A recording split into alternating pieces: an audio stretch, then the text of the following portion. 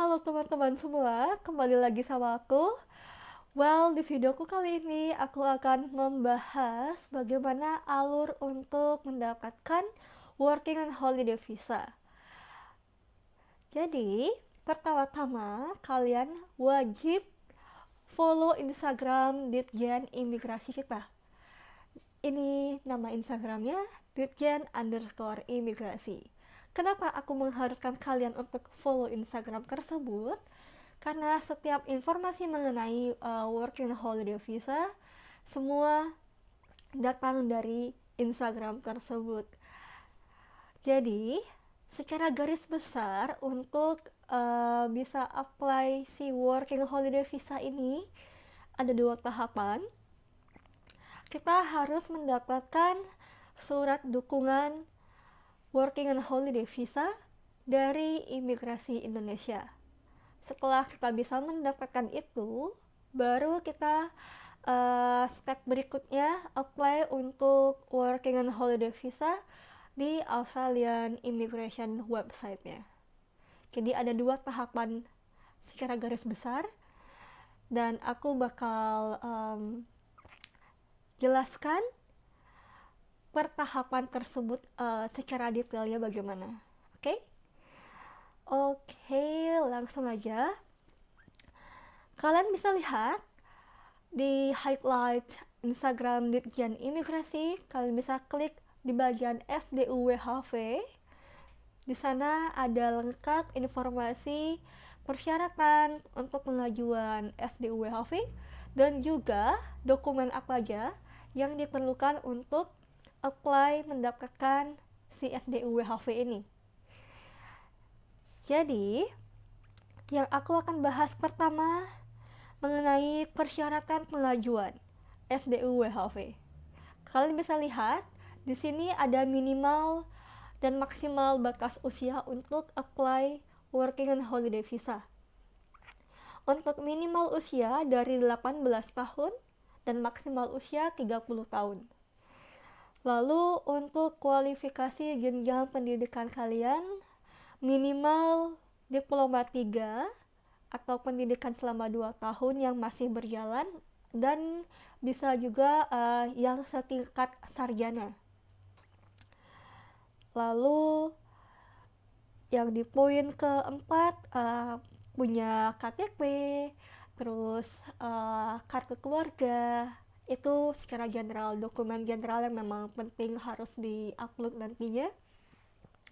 Lalu kita harus punya bukti kemahiran berbahasa Inggris. Ini sangat penting juga. Jadi waktu itu aku mencantumkan bukti ini, yang aku ambil adalah tes IELTS. Oke, lanjut. Kita harus memiliki bukti dana aktif kurang lebih itu 5.000 Australian dollar atau setara dengan 50 juta rupiah. Kenapa diperlukan bukti dana aktif tersebut? Karena pada saat kalian nantinya sampai di Australia, kalian perlu biaya untuk bayar rent house, kalian juga perlu untuk biaya hidup kalian selama di Australia, karena saat kalian datang pertama kali di Australia, kalian belum bekerja. Jadi itulah fungsi dana, atau mungkin bisa kita bilang bekal dari Indonesia ke Australia, senilai 50 juta rupiah minimal. Kita lanjut ke bagian dokumen pengajuan. Apa aja yang diperlukan untuk SDUWHV? Di sini di poin pertama, kalian persiapkan foto diri terbaru dengan latar belakang putih. Kemudian memiliki KTP yang masih berlaku, juga paspor. Yang keempat ada sertifikat kemahiran bahasa Inggris. Kalau aku kemarin ambil IELTS, jadi IELTS certificate. Kemudian kita juga harus mencari surat keterangan catatan kepolisian atau SKCK di wilayah kita, dan juga kita harus mencantumkan bukti kualifikasi pendidikan. Contohnya aku kemarin kuliahnya itu Diploma 4 Administrasi Perhotelan. Jadi itu setara dengan sarjana.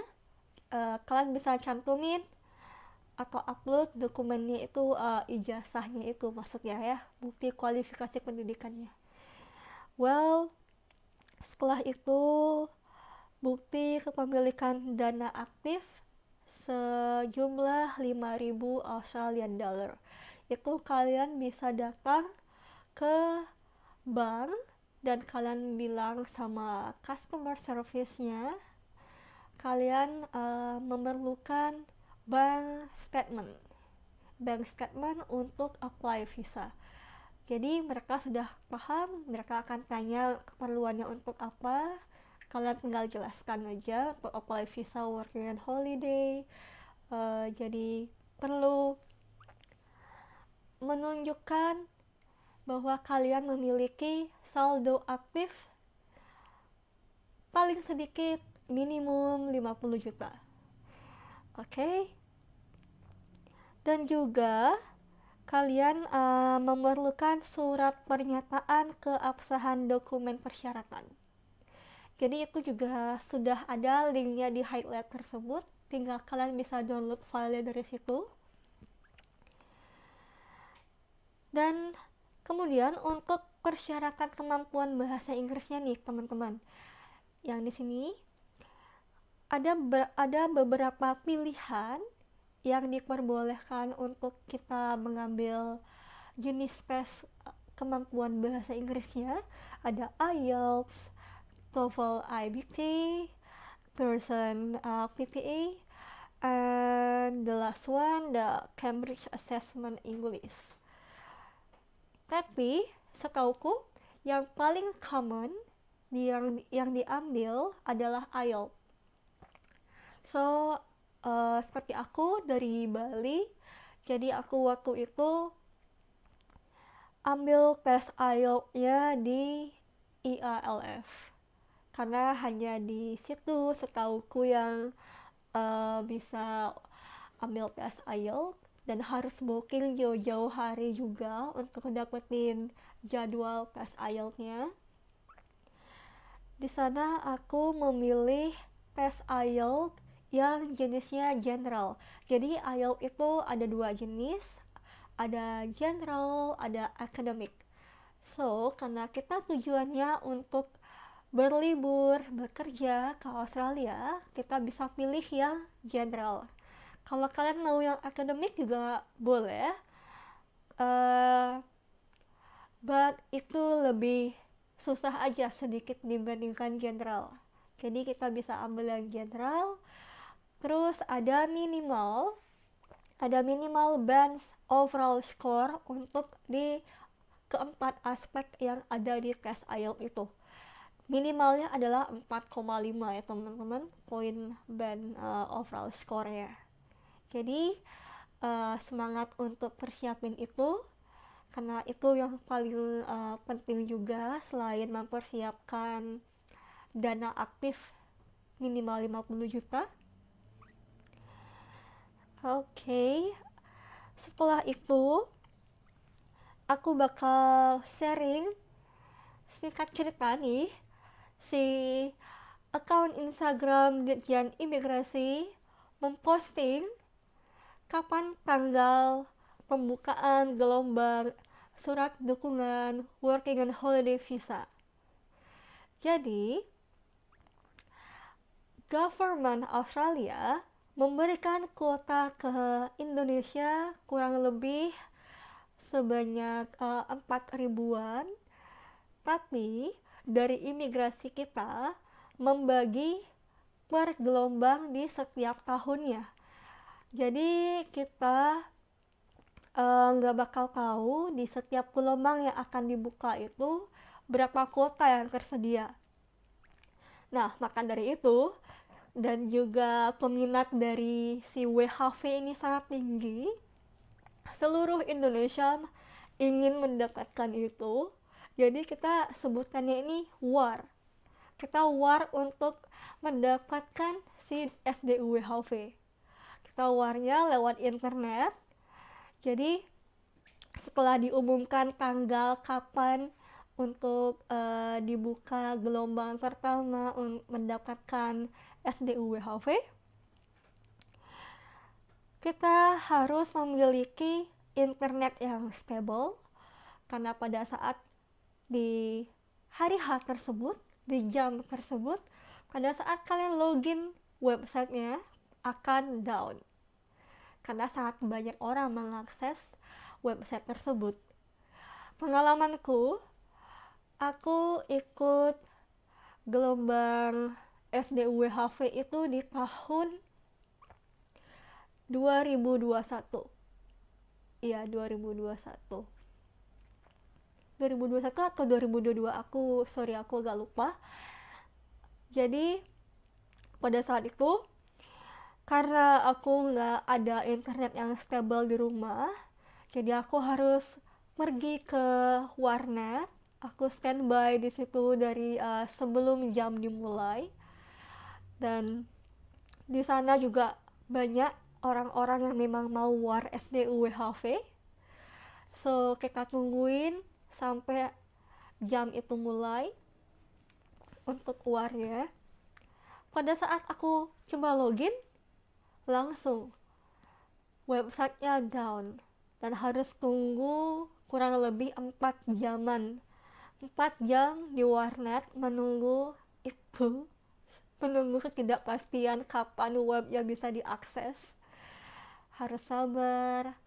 Tangan ini ya udah terus pencet-pencet reload website terus, kayak buat refresh gitu loh teman-teman. Dan pada akhirnya 4 jam menunggu, langsung bisa akses, langsung pilih, ada pilihan tanggal validasi gitu, langsung pilih yang paling terdekat aja tanggalnya, klik itu. Kalau masih warna hijau itu masih bisa kalian untuk masuk ke sana, langsung isi datanya, isi data-data yang diperlukan, seperti kalian udah persiapin nih sebelumnya, kayak kayak scan paspor, scan KK, KTP, scan hasil IELTS, scan bukti punya savings 50 juta itu, SKCK, sudah lengkap. Scan file tersebut, kalian sudah persiapkan di satu file yang kalian gampang akses sewaktu kalian lagi war. Jadi itu akan memudahkan kalian untuk mempersingkat waktu dan bisa mendapatkan kuota SDUWHV. Dan juga pada saat kalian mengupload semua dokumen itu, pastikan kalau dokumen itu sudah benar-benar terupload dan kalian bisa cek dokumen itu bisa terbaca dengan jelas atau tidak. Kalau misalkan belum, ulangi lagi. Jangan sampai kalian miss untuk itu.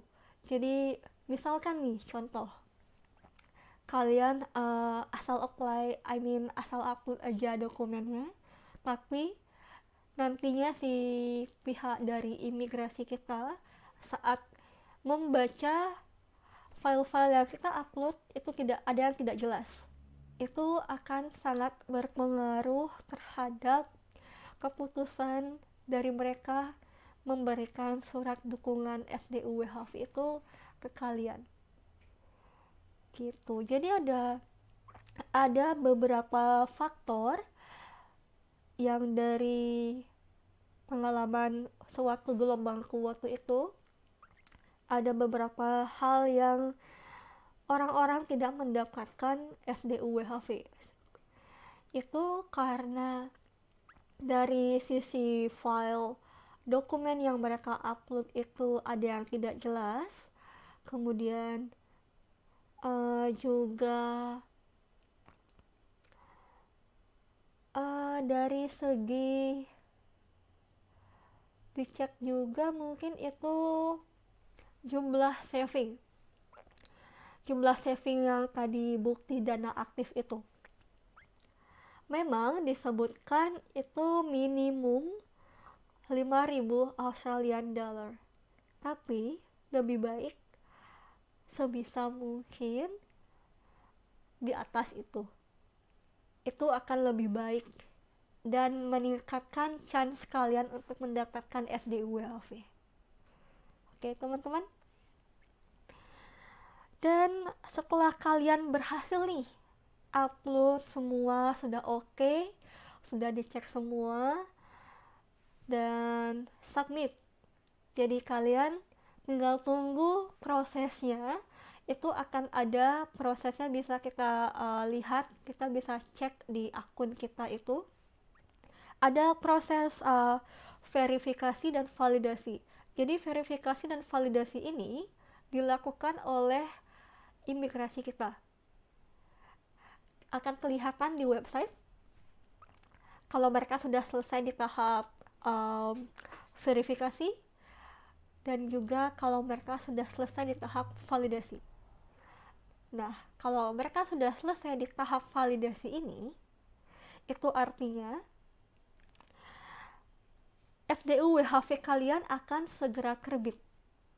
Jadi, kurun waktunya untuk yang paling terdekat adalah seminggu, 2 minggu, dan 3 minggu. Karena ada 3 pilihan tanggal di sewaktu kalian login website untuk SDUWHV itu. Oke, jadi gitu teman-teman. Dan setelah kalian mendapatkan si SDUWHV, tunggu sebentar, aku bakal lihat ini ke kalian. Jadi SDUWHV itu kayak gini ya. Aku nggak tahu ini bakal kelihatan jelas atau enggak. Jadi kurang lebih akan seperti ini looksnya. Hanya letter ini, tapi ini sangat penting karena kita membutuhkan surat dukungan ini untuk bisa apply visanya di website Australian Government. Oke. Jadi setelah mendapatkan SDUWHV, kita lanjut ke tahapan apply si visa working and holiday ini di website Australian Government. Aku bakal cantumin nanti di description box websitenya. Jadi websitenya sini. Kalian bisa lengkapin persyaratannya hampir sama. Syarat-syaratnya itu sama seperti untuk SDUWHV. Kemudian ada tambahannya. Kalian perlu translate beberapa dokumen dari Indonesia ke Inggris. Contohnya seperti yang penting KTP, KK, kemudian ijazah, transkrip nilai kalian. Jadi aku sewaktu itu aku mentranslate 4 dokumen tersebut. Jadi translate Indo Inggris, dan nggak bisa asal translate ya teman-teman. Jadi kalian harus cari penerjemah resmi untuk itu. Tapi tenang aja, aku bakal cantumin informasi mengenai penerjemah resmi tersebut yang aku pakai waktu itu. Dan aku merekomendasikan penerjemah tersebut karena hasilnya bagus, dan juga dari segi customer service mereka itu fast respon banget. Ngasih informasi juga detail, harganya bersahabat sih menurut aku. Dan juga aku waktu itu minta hard copy hasil translatannya itu dikirim dari Surabaya.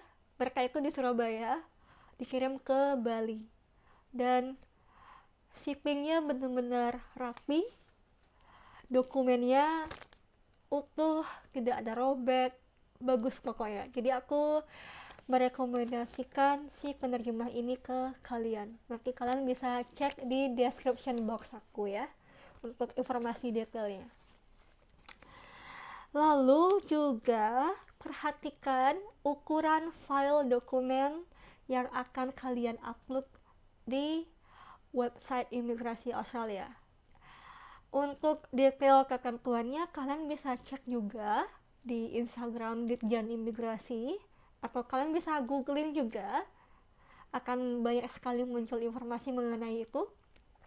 Karena di setiap contoh dokumen untuk scan pasport misalkan, itu ada minimal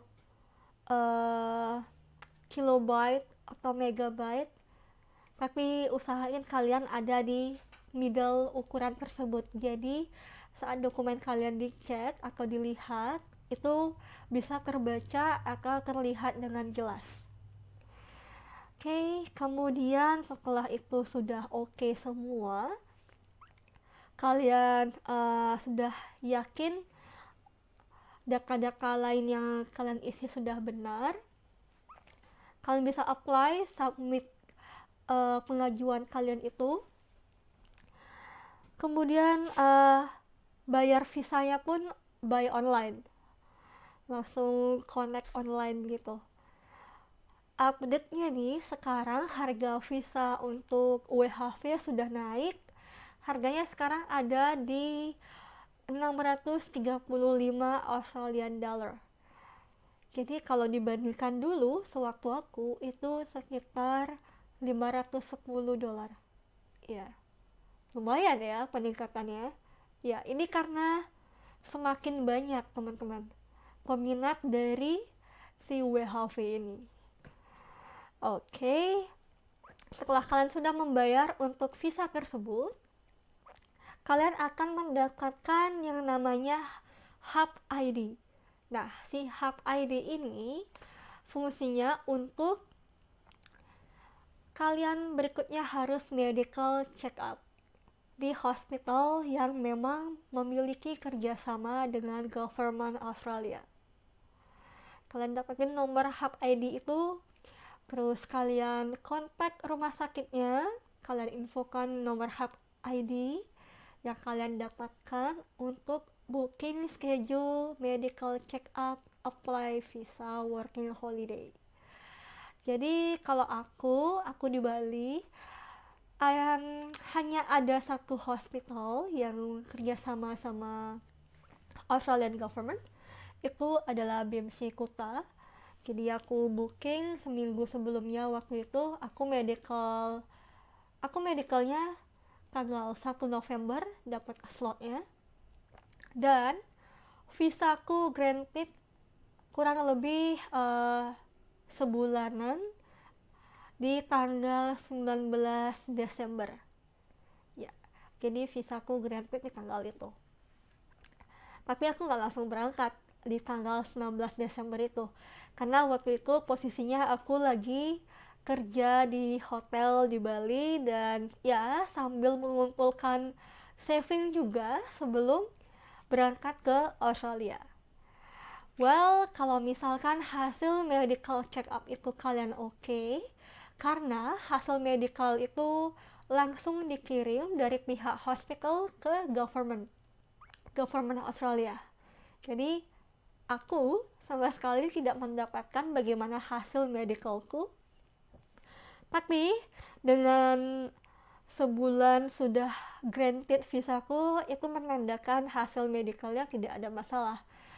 But in case kalau ada masalah dengan hasil medical kalian, dari pihak rumah sakit yang akan menginformasikan itu, atau dari pihak imigrasi Australia akan mengirimkan email ke kalian dan memberikan waktu untuk melakukan pengobatan mungkin. Ya, ada beberapa case yang seperti itu. Jadi pastiin juga sewaktu itu ada syarat yang mandatory juga. Aku atau ya peserta yang sebelumnya harus sudah mendapatkan full COVID-19 vaccination. Jadi kita juga mengupload itu dokumen International Certificate COVID-19 Vaccination. Jadi itu sangat penting untuk mereka lihat, oh kita sudah mendapatkan semua dosis yang memang seharusnya kita dapatkan sebelum kita ke Australia. Jadi mereka harus tahu kita benar-benar sehat sebelum ke Australia. Jadi setelah visa granted, yay, kalian ready to go to Australia.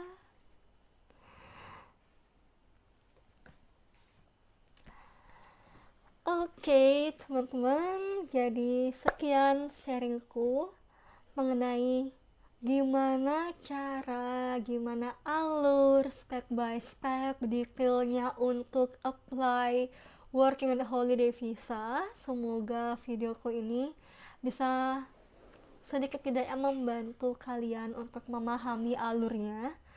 Dan aku tahu kalian juga ingin tahu rincian biayanya.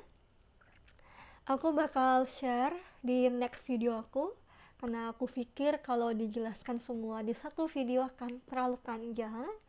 Jadi tunggu next videoku yang akan aku share mengenai rincian biaya, total biaya yang aku habiskan, dan aku juga akan berusaha mencantumkan estimasi biaya yang sekarang.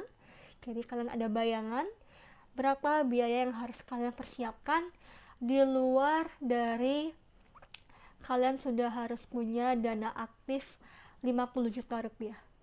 Oke. Well, thank you sudah tonton videoku ini. Semoga bermanfaat. See you on my next video. Bye bye.